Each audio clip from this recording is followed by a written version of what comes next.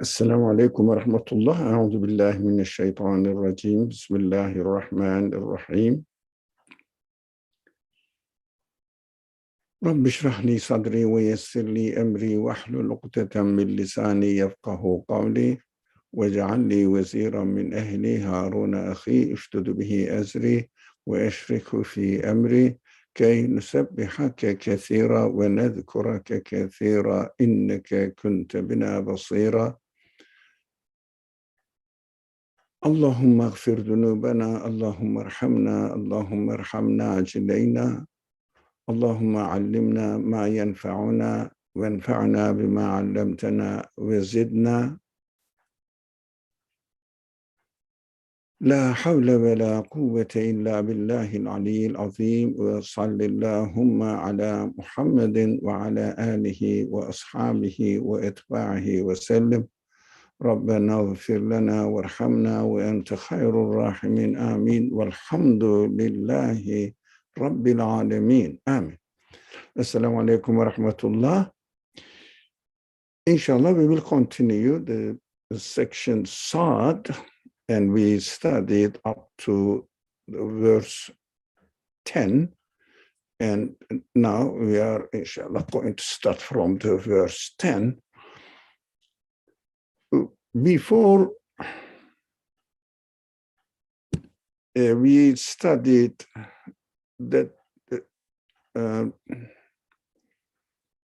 the verse emphasized on the fact that they are rejecting the message of the prophet, but in fact they are in doubt about the message, God's message.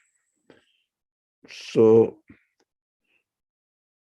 because of they don't believe in God's message, that's why they are rejecting the prophet and making lots of excuses, saying that you are confused, you are just causing some sort of problem in the society and dividing us, and also trying to seize the power to control us, etc. They were just, in fact, the Quran says, excuses, not really the real reason why they are opposing the prophets. The main aim is not to submit themselves to the prophetic mission. That is why they don't want to submit their being to God. So they want to have their egoistic independence, as if they can manage their existence, as if they own their own existence, as if they are not created, etc. That is what the psychology of disbelief or denial is all about. So the verse 10 says, or have they control of the heavens and the earth and everything between? If so, let them ascend by means to reach that end. It means take control of the heavens and earth and everything in between. Now, what is going on nowadays? Those people who make scientific research as excuses for their not believing in God and declaring their egoistic independence, they are trying to find out how to explain the universe, how it works, and take under control of the universe through their knowledge. Not necessarily that they will claim that they created the universe, but At the same time, their aim is, look, we are controlling the universe by our own power. It means power of knowledge. We know everything about the universe. That is what they are trying to achieve. They may try to understand something as much as they can, discover what is going on in the universe, how the creation is taking place. But of course, the point is not only to explain the universe and benefit from how it works, which is the legitimate purpose. Everybody must do that, try to benefit from what God has already created for us. But their claim is, in this way, they will explain the universe, how it exists. How about those people? They don't really believe in God, but they don't know what they are doing. They don't claim that they are going to control the heavens and the earth and whatever in between. They are just being indifferent, actually, towards the belief that the prophetic message offers them, or God offers them in the form of his revelation. They don't claim this, but this struggle, the main struggle of the Qur'an, is not about those people who don't really take notice of what is going on. They just carry on their life. Of course, they are expected as human beings to question what is the purpose in their existence, in their being in this world. They are negligent. They don't deliberately oppose the prophetic message. These people harm only themselves. And all this threat that we read in the revelation in the Quran are not related to these people. So we have to make the distinction between these people who are just indifferent to the message of the prophets.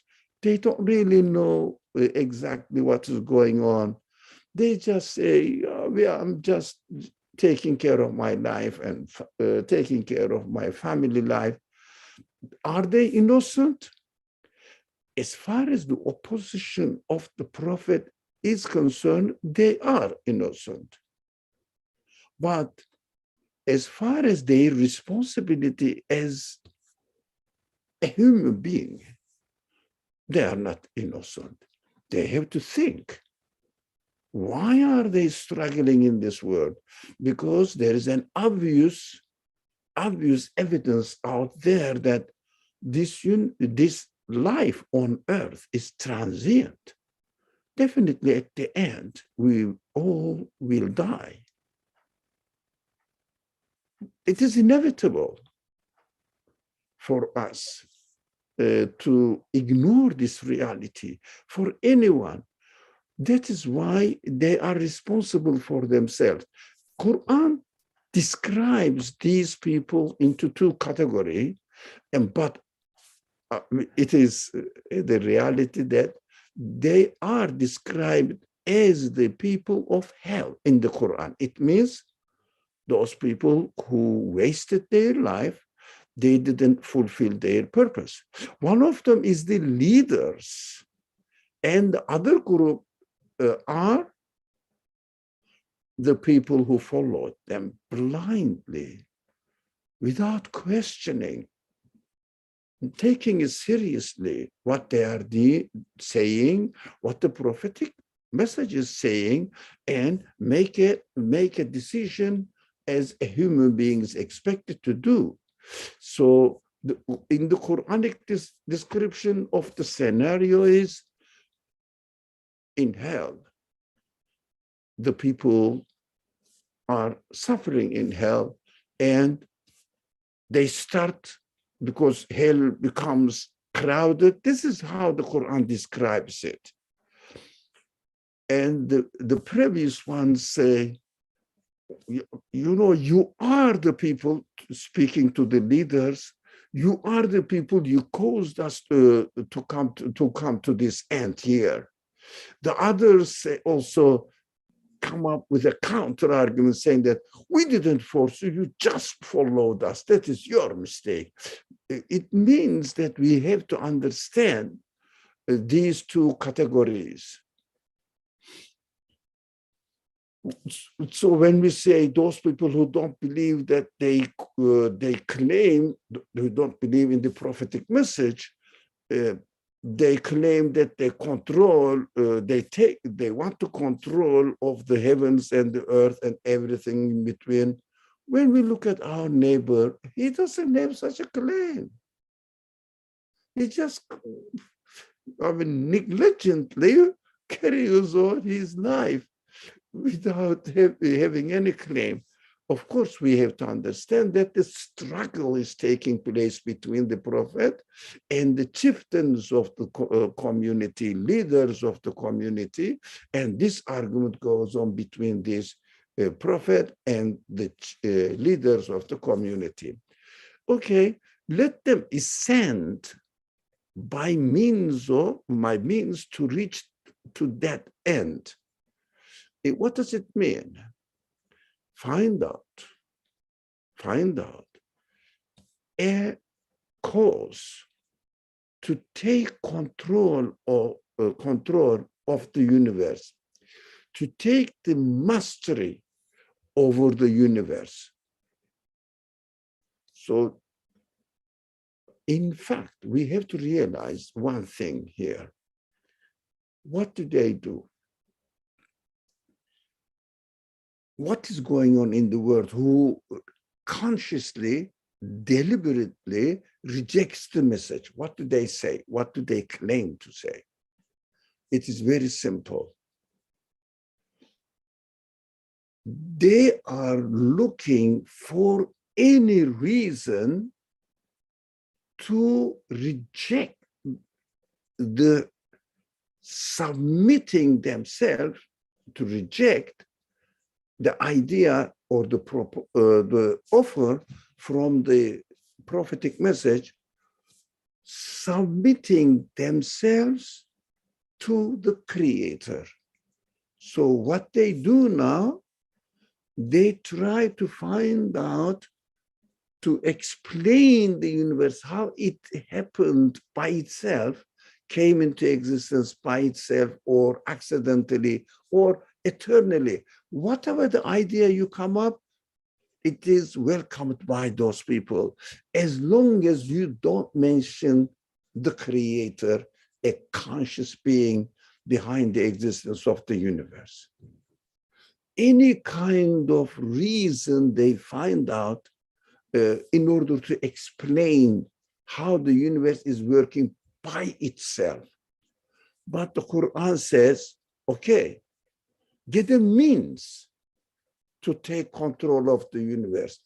They cannot get anything to take control of the universe, simply because, we have to be careful here, simply because what they are doing, those really consciously rejecting the message of the prophets, what do? They only follow the order of the universe and try to find out how it works.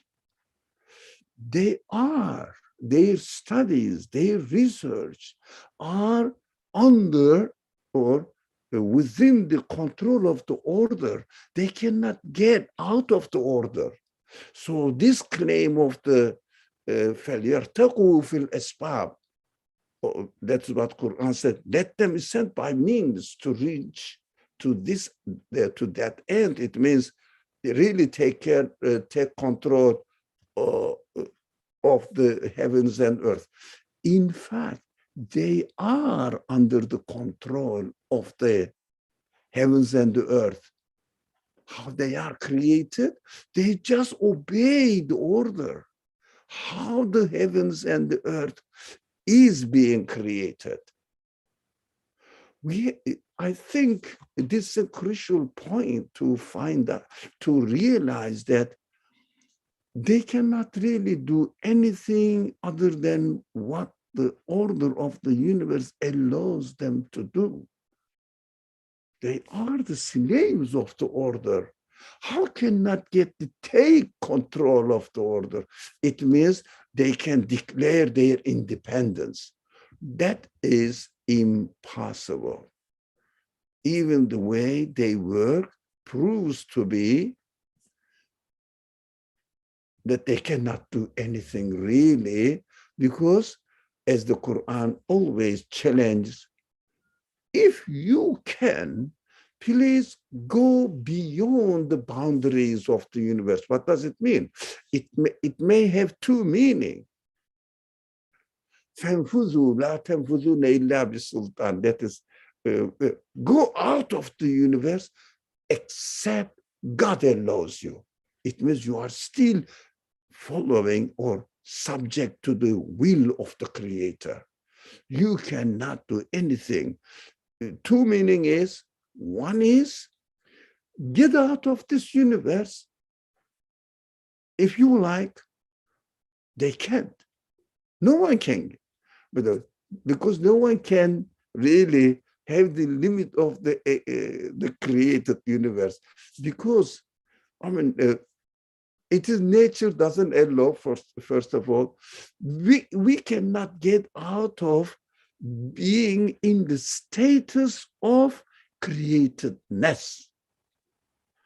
We cannot get out of our reality. We are in need of being given existence, created. We cannot get out of our reality. But I cannot really control my existence. I can only maybe shape something. I don't know what we can do. Maybe if I am ill, I have to take the medicine, but still benefiting from the order of the universe again. I'm not really getting out of the order of the universe. Even whatever the medicine we take or the operation we do, all are taken within the order of the universe. We should not ignore it at all. One way, get out of the universe, get out of your createdness. Another way of understanding this kind of, okay, then get the means to take control of anything. We cannot.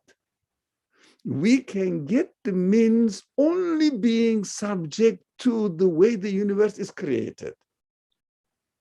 We have to understand, because the problem of this age is religion or belief in the message of the prophet is replaced with science, whatever it is. Although science is innocent, we know that. They are studying how the universe is acting or is created. So we are benefiting from how it is created.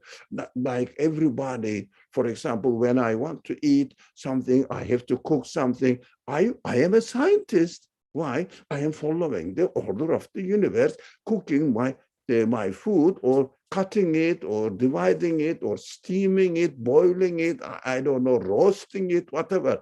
Or they are all following the order of the universe. We are all doing that. But some people do it in a much, much, much more sophisticated way. Okay, uses lots of formulas. Again, formulas must work within the order of the universe. We have to bear in mind this. There is no need to challenge the science, no, but interpretation of these people, some of them, not all of them, claims that they are going to take control of the universe under their control so that they can manipulate how the things are happening. This is impossible. Why? human nature cannot get out of the order of the universe. We cannot get anything which is not provided already within the order of the universe. As I want to go to the verse 11, the last reminder I will repeat again. Those people who claim to be Christians or Buddhists, Hindus, whatever, or I don't know what's going on, these agnostic people, or some Muslims also, they don't really take the message of the Quran seriously, or message of God seriously, even the universe seriously. They just say, oh, look at these beautiful trees. Why? Well, I don't know. It is always like this. I don't know. Do you believe in God? Yeah, maybe like that. The Quran's challenge is not with these people. I am repeating this because we started the class with this point. That is, we should not really try to understand these verses that we are studying, and some of them will follow as well, as if Quran is challenging these people. No. That the Quran is reminding them, look, you have to be careful about your life. You are going to end up with death in this existence. Every day you are aging. So compassionately calling them, but if you rebel consciously, what God is going to do, you will really destroy your life in this world, and at the end of your existence in this world, when you are resurrected in another creation, then you will be very sorry because you have not fulfilled your duty. You have not used your human qualities. You just treated yourself so cheaply, poorly, as if an animal. That is horrible for you. We have to understand this difference. Now, please, do you have any concerns, questions,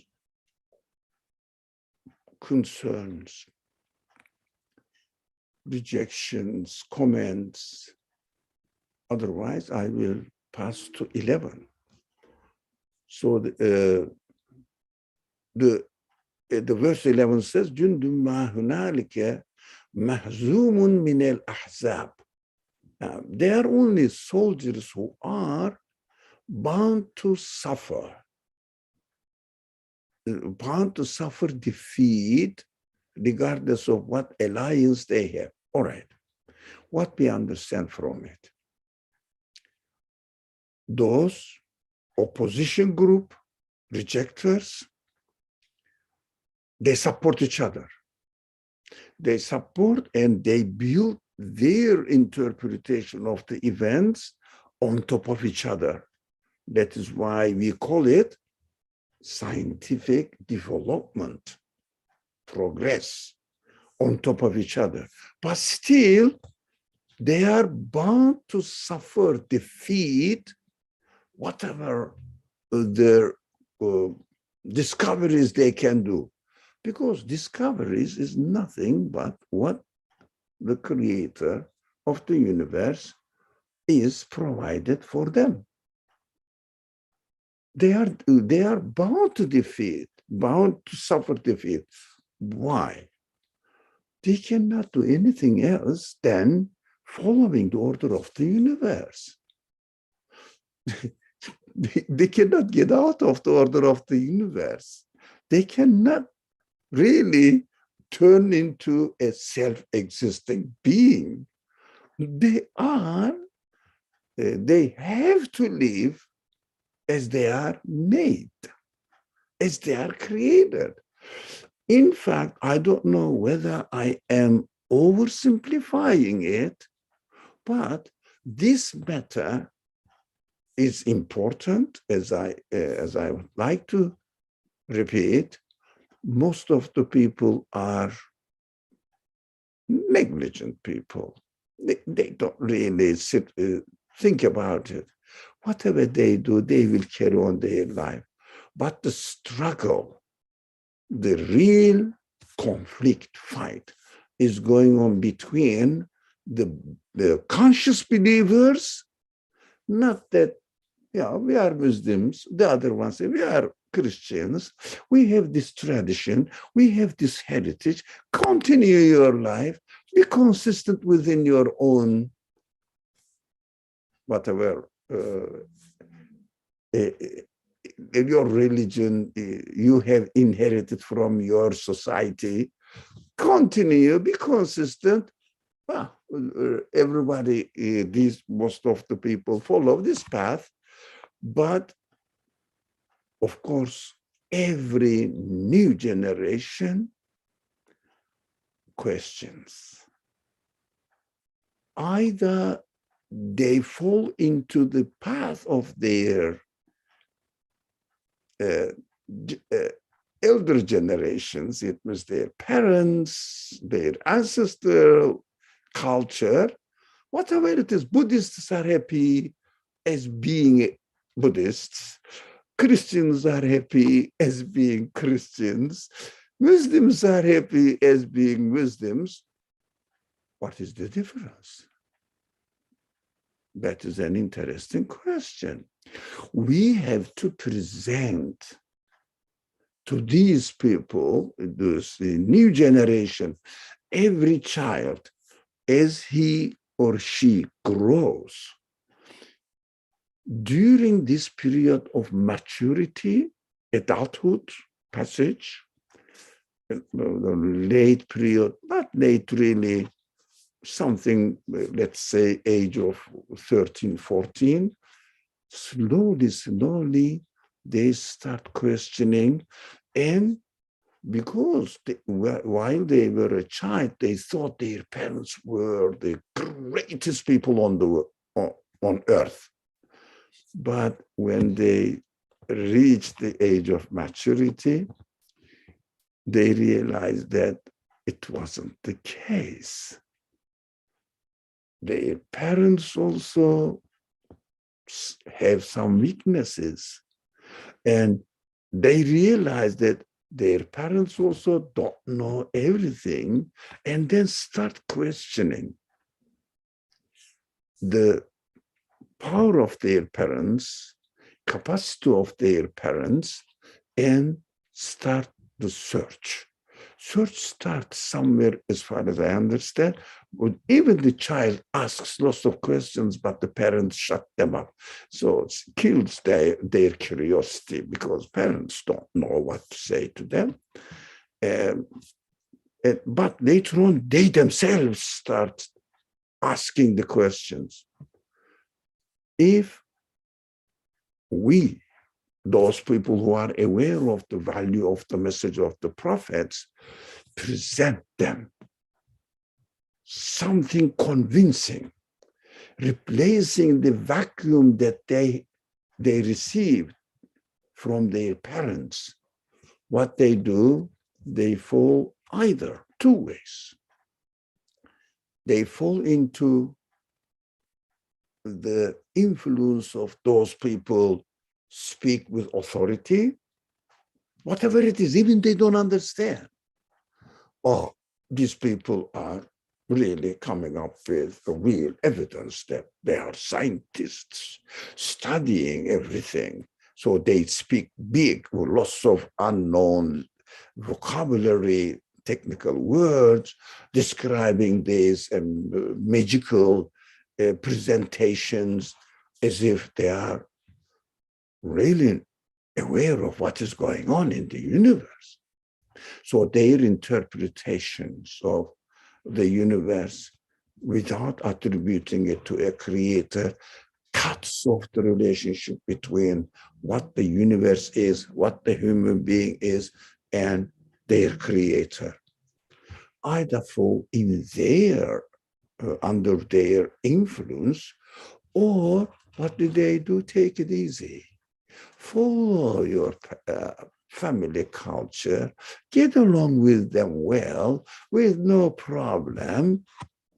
And like live like an animal without any concern about their life. Why we are here? No.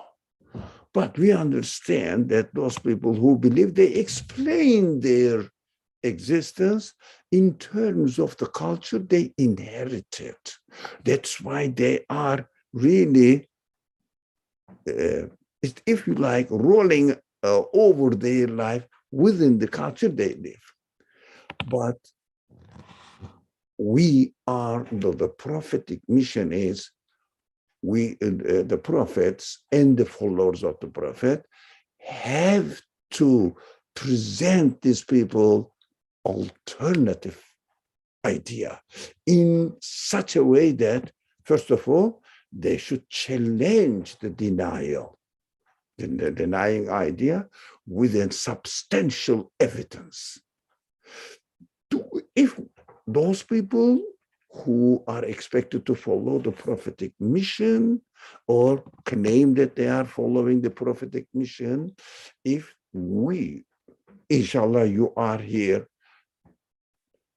don't present them, inevitably they will fall into either under the influence of those people who speak big language, if you like magicians,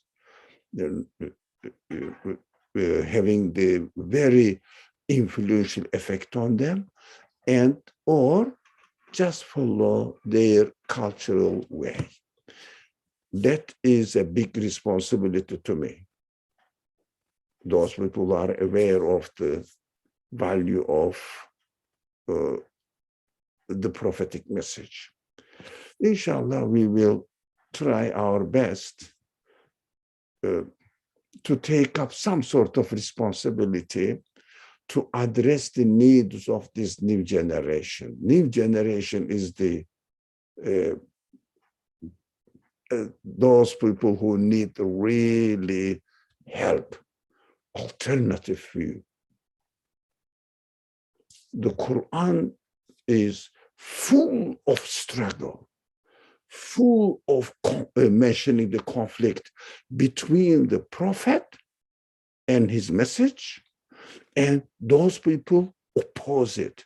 Although those people oppose it in minority, but they are influential. The people don't take notice of the prophetic message because of the influence of this minority, very small minority in the society. We have to wake up there.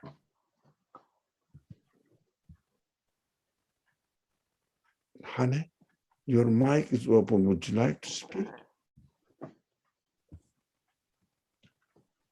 Hane, do you hear me? All right. Yeah, sorry, that was a mistake. I unmuted myself by mistake. But, you can, anybody. All right. So there's the Quran says they have to suffer defeat because they cannot really prove it. They cannot really convince it. Why these people are opposing the message of the Quran mostly are successful in influencing the new generation, either really gaining them under their influence or not take notice of the prophetic message seriously, continue their standard traditional life. In both cases, because they challenge the prophetic message, they say, oh, who is going to think about it? So I don't care enough of them. I have to take care of my life because they are lazy. Of course, they are guilty of not really utilizing all the equipments, human capacity to search for the truth. But not that dangerous like those very small minority who are really spreading the opposite idea against the prophetic message. In reality, they are not powerful. As the Quran says, they are bound to suffer defeat, regardless of what alliance they were, because they cannot prove it. But they just make it, if you like, camouflage, cover it up with a fluffy, flowery language and cheat people. It's just a magician. They talk about how the universe works, but they claim that they are going to explain how the universe came into existence. But by saying that how the universe works is so wonderful, perfect, so, but they have no evidence whatsoever to explain the source of existence of anything. This is very simple, but some people must really pay attention to it and study and come up with a convincing reply or counter idea about it. Okay, let's move. If you have no comment or want to say anything, now verse 12.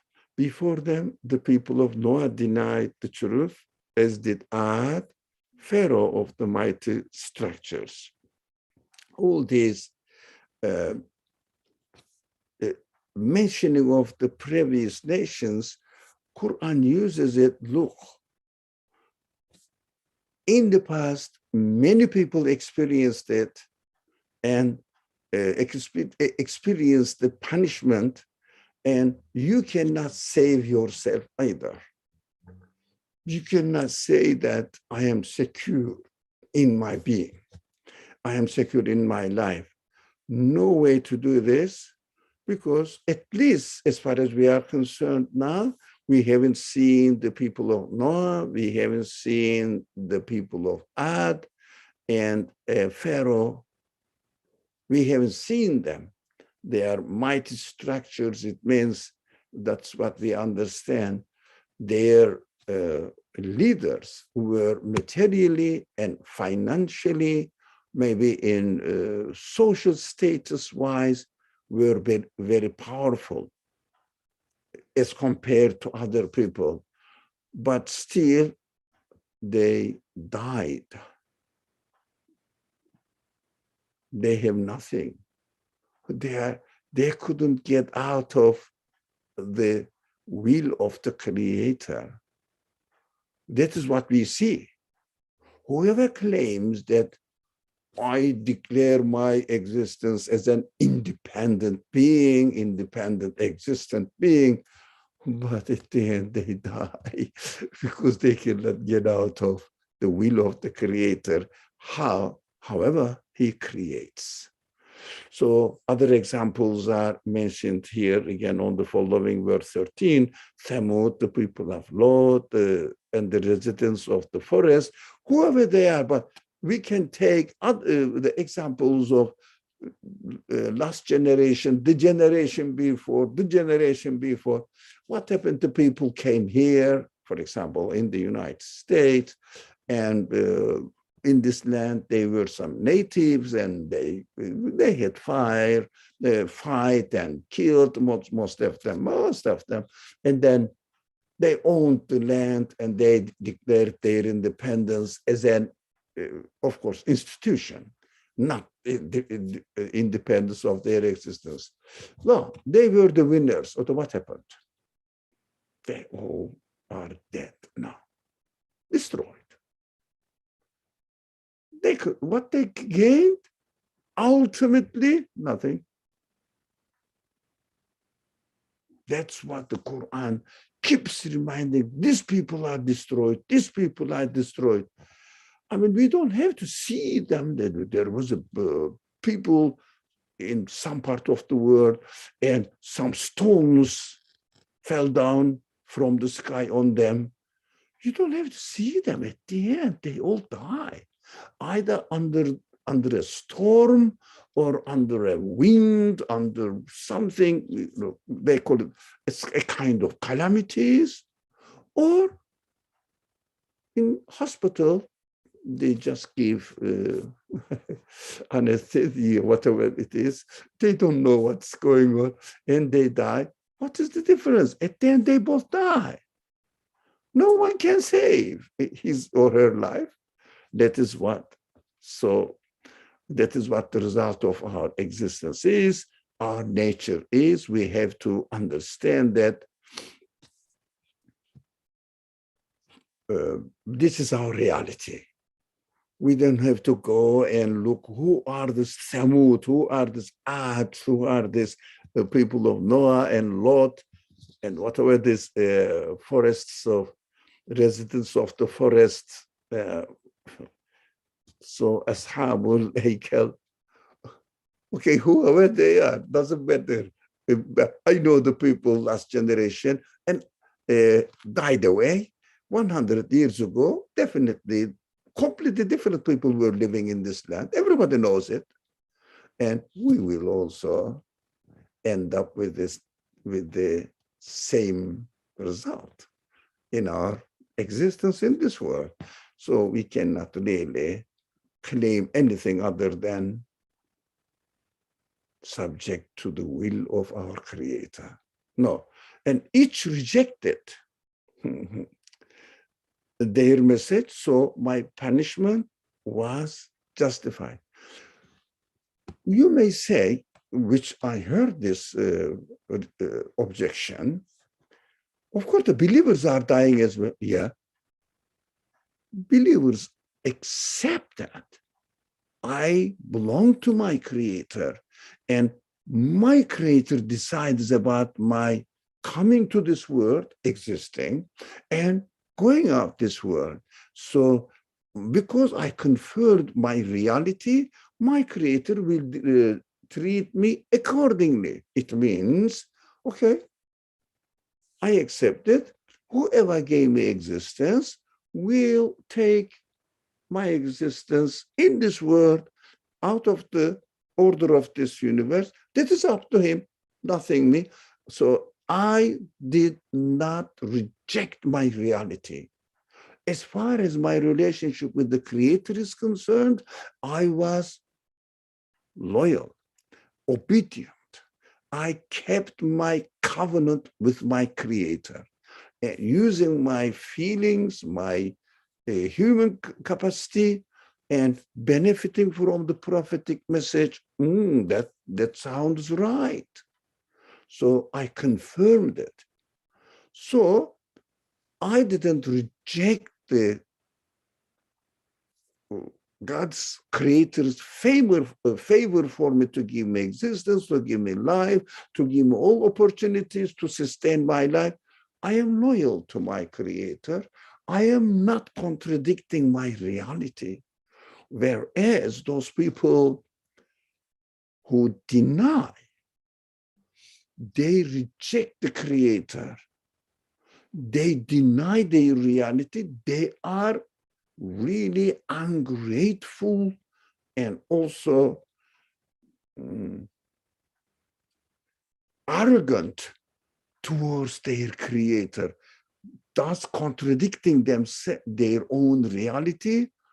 Okay, God says, okay, I brought you to this world without asking you whether you like to come or not. It's all of us. And you rejected me. You rejected all my favor to you.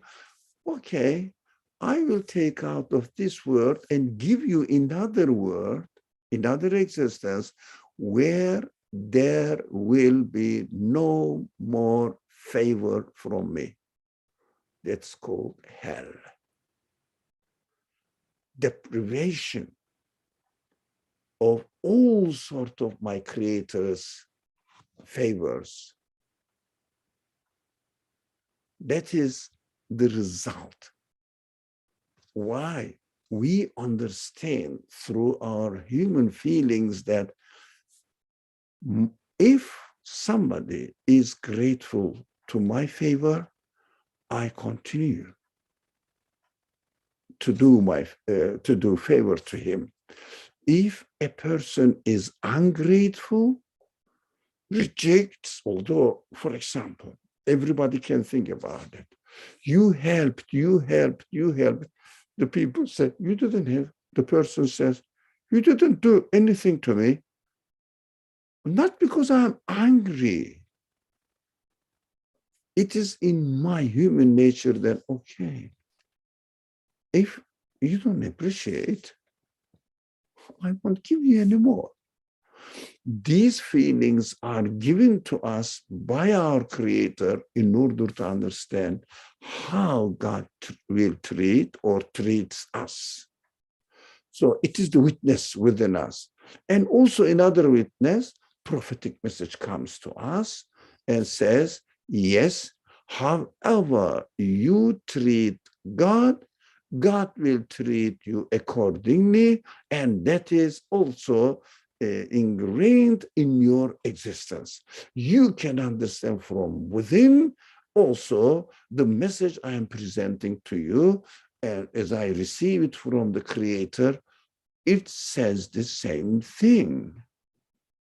So they are corresponding to each other, collaborating together, and we feel secure that, yeah, what the message says, what my reality says, what the reality of universe says, they are all in agreement with each other. They are in alliance with each other.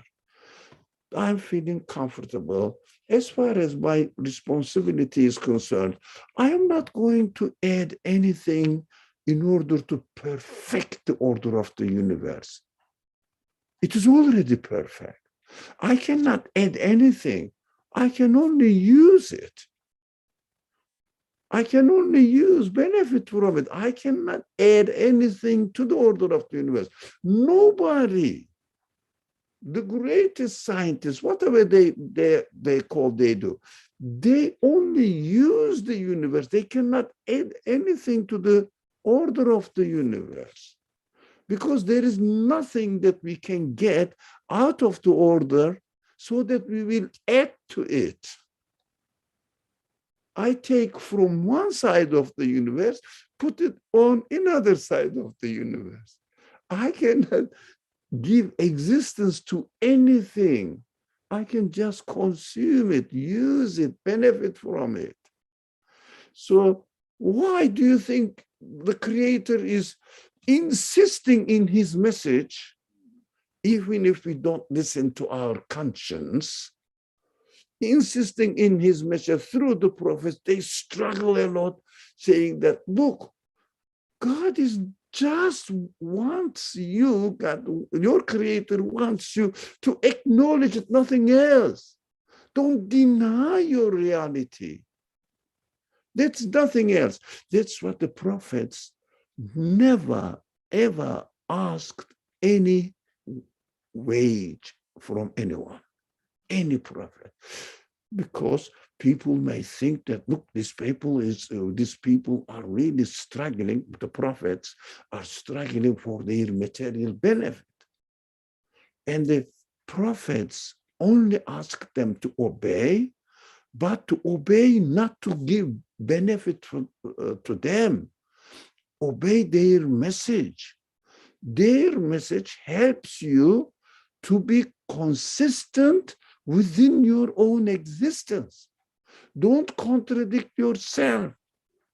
They say, for example, be charitable, don't drink alcohol, don't gamble, don't tell a lie, don't cheat people, and be men of reality, truth. None of these give any benefit to the prophets. That's what we have to appreciate, the effort, struggle of the prophets. Nothing for their own benefit, only for the benefit of myself. What is that? To be consistent within myself so that I will experience serenity. And okay, I'm not being a wrongdoer. I am not being an ungrateful person. So if someone does a favor for you, if you are thankful and kind to this person, don't you feel happy that this person helped me, did some favor for me, and I responded to him in a kind way? Not that I paid back, no, by thanking him, appreciating him, telling him some nice words, responding back. That is what the relationship between God and me, just nice word, responding back to him and being thankful, grateful, nothing else. He doesn't need anything from me. Even he says, give to charity. Okay, but he's not going to God or the prophet, to poor people. When I give to charity, I feel comfortable that I helped this needy person, as God helped me while I am a absolutely needy one. Everything is given to me. I must be really thankful, grateful, respectful to the one who is helping me. And if we do it, we will see the comfort, peace in ourselves. I'm not an ungrateful man. I am not an arrogant man. When we are modest, we enjoy it. But when we are arrogant, we are always in conflict within ourselves, try to justify our arrogance, and of course, feel horrible because it is against human nature, the way we are created. Okay, these people, verse 14, each rejected their messenger, so my punishment was justified. Of course, if someone really rejects the message, God's punishment is inevitable. Why? Within myself, I lose my hope, and I feel that I'm not being humble, I'm not being grateful, and everybody knows it is not human. It is not appropriate to human beings to be in this way. It means ungrateful. So, inshallah, we are done with 14. I will just continue. Okay, here it is. Let me see here as well. Again, all the disbelievers here are waiting for is a single blast that cannot be postponed. What does it mean, single blast? We don't see them. We don't see single blast. When suddenly something, a town is sunk into the earth or something. We don't see it. What do you mean? What is the immediate punishment? Comes with the disbelief. It means this single blast is taking place within my own spirit. As soon as I disconnect my relationship with my Creator, I found myself really in vacuum, absolute meaningless in my existence. Where did I come from? Nowhere. I don't know. It happened to be. Just the ridiculous language they develop. This is the last version of animal kingdom. Human beings, the last developed version of an animal kingdom. This is ridiculous, the language they try to justify their arrogance. Of course, we have to be conscious of it, and we have to come up with a counter suggestion, argument, as the prophets did. Every prophet, that's what we are missing. Every prophet comes alone, a single person, comes to a complete society, either physically arrogant people, which are the leaders, that those people, they think that they are somehow privileged, they have somehow privileged status, or, those indifferent people. I wouldn't say innocent. They should use their human capacity, but indifferent people against the prophetic message. They are not taking the arms and fighting with the prophet, these people. So they come up alone, but they never stop. They never fall into despair.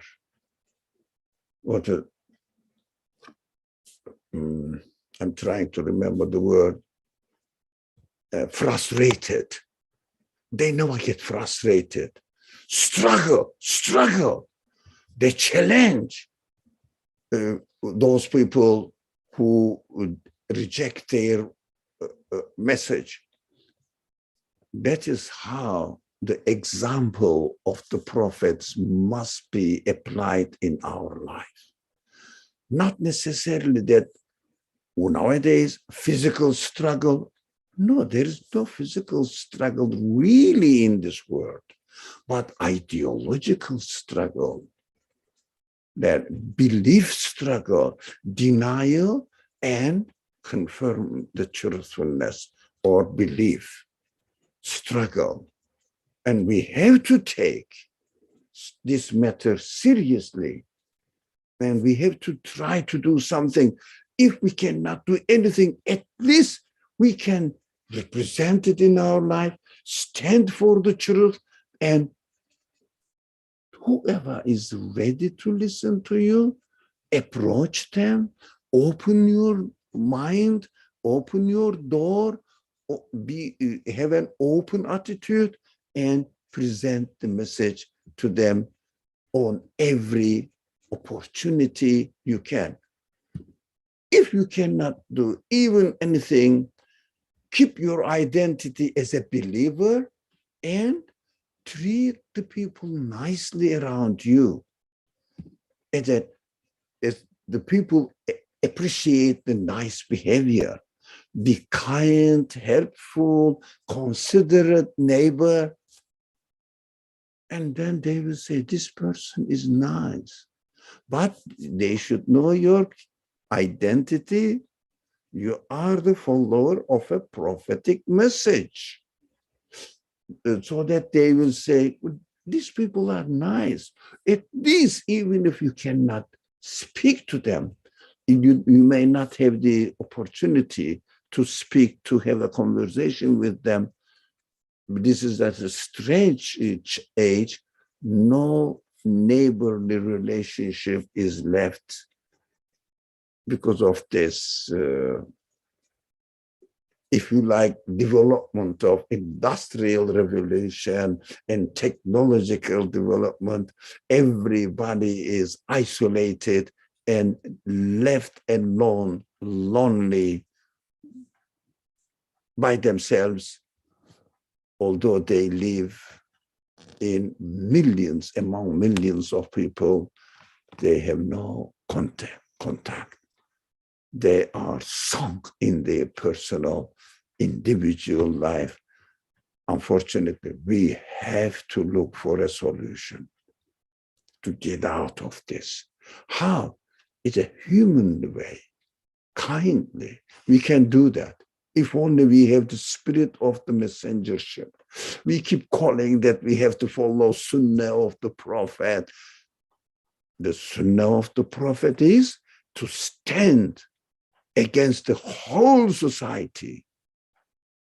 If they are wrong, they challenged them with no giving up and proposed or offered their message to them. This is the most important sunnah of the Prophet, if you follow the sunnah of the Prophet. Unfortunately, there are quite important problems that we are suffering from. We reduce the sunnah to some certain ritualistic activities and regarded it as, if you do it, it is better. If you don't do it, it's okay. But this is not the sunnah of the prophets. They never give up the ideas. They never give up spreading the message. They never surrender to any objection. They always looked for any kind of opportunity to spread the message and save the people from falling into a meaningless life, living like an animal. They wanted to help them gain humanity. That is sunnah of the prophets. Full life.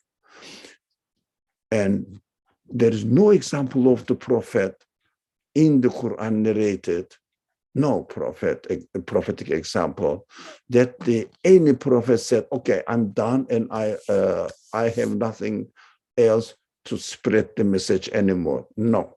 Okay. They said, let's finish this one, I think. The time's up. Okay.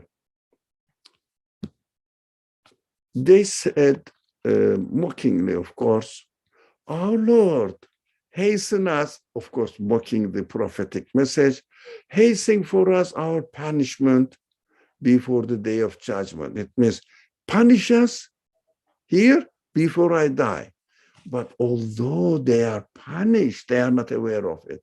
How? Their punishment is within their own self, the meaningless life they are living.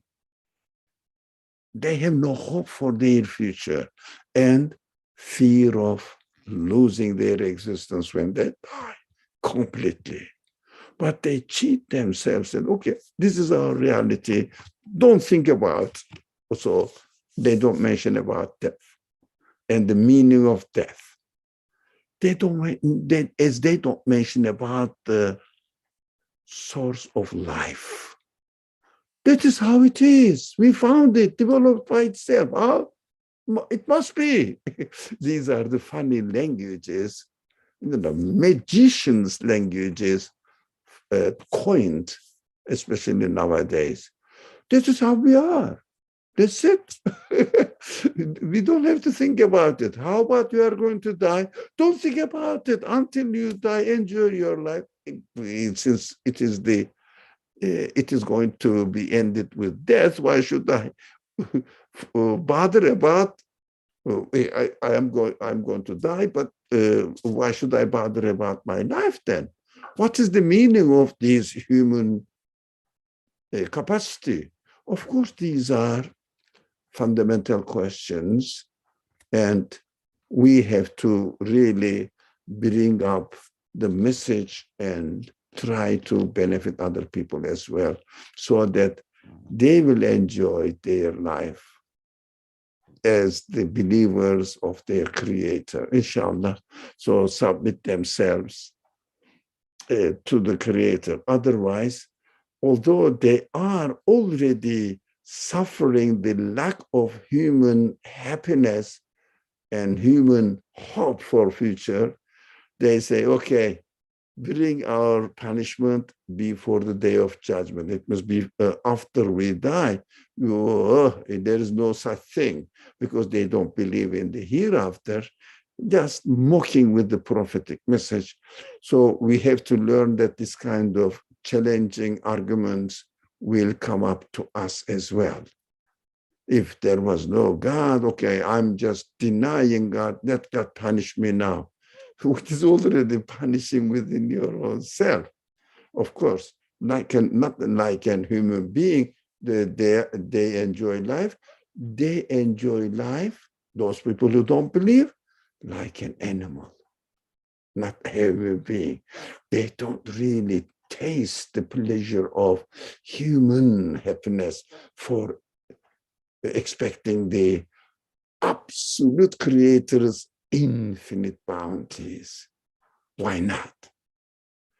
Unfortunately, they don't know what they are losing, those people who don't believe in God and reject the prophetic message. I think the time is really up. I have to stop here, and we can carry on from the word 17 next Monday, inshallah. Bismillahirrahmanirrahim. Anybody, anything before I stop the recording? No more. Okay. Bismillahirrahmanirrahim. Subhanaka la ilma lana illa ma 'allamtana innaka antal alimul hakim wa akhir da'wahum and alhamdulillahi rabbil alameen. Inshallah, I'll see you Wednesday, Saturday, and next Monday. Inshallah. Wassalamu alaikum wa rahmatullah. Enjoy the blessing of belief, inshallah. Have all of us. Wassalamu alaikum wa rahmatullah. Inshallah.